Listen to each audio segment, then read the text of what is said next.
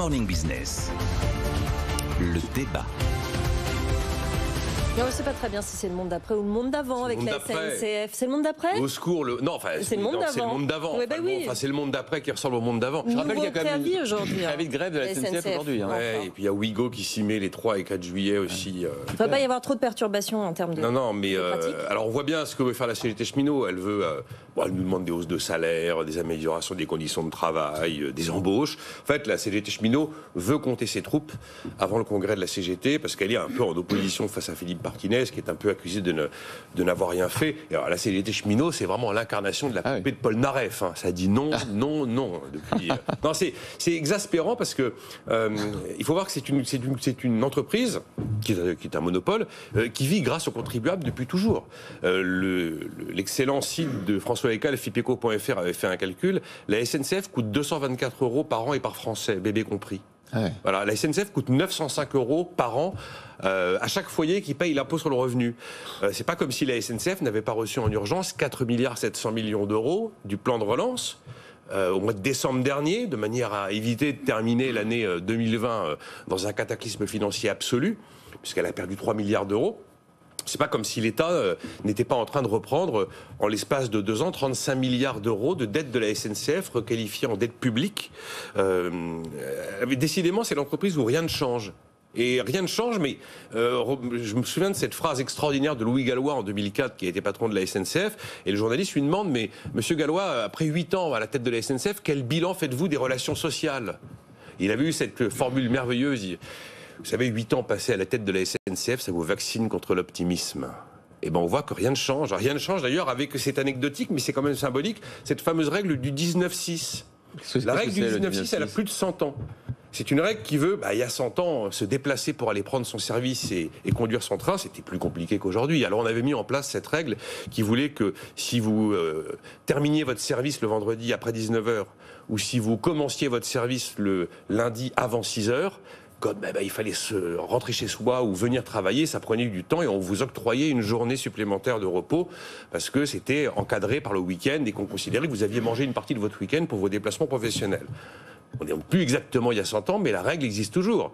Seulement, j'en avais parlé un jour avec Guillaume Pépi, c'est un chiffre qui n'est pas publié, mais qui m'avait donné, je l'ai oublié le chiffre, mais c'était colossal.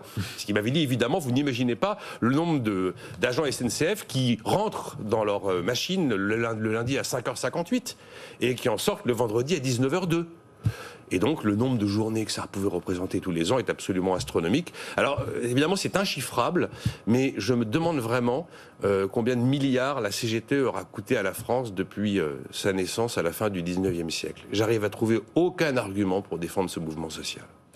Jean-Marc, pour vous, c'est du pain béni. Hein. Ah, je trouve ça très il parle d'or. Voilà, je trouve ça très réjouissant. C'est le retour au monde d'avant. Vous savez, voilà, c'est fini. La pandémie est derrière nous. La vaccination fait son effet. La CGT est de nouveau dans le paysage quotidien et notamment la SNCF. Alors, effectivement, ce que vient de décrire Nicolas est absolument véridique. C'est absolument invraisemblable. Je dis que c'est réjouissant, mais en fait, c'est désespérant ce qui se passe à la SNCF. Hein.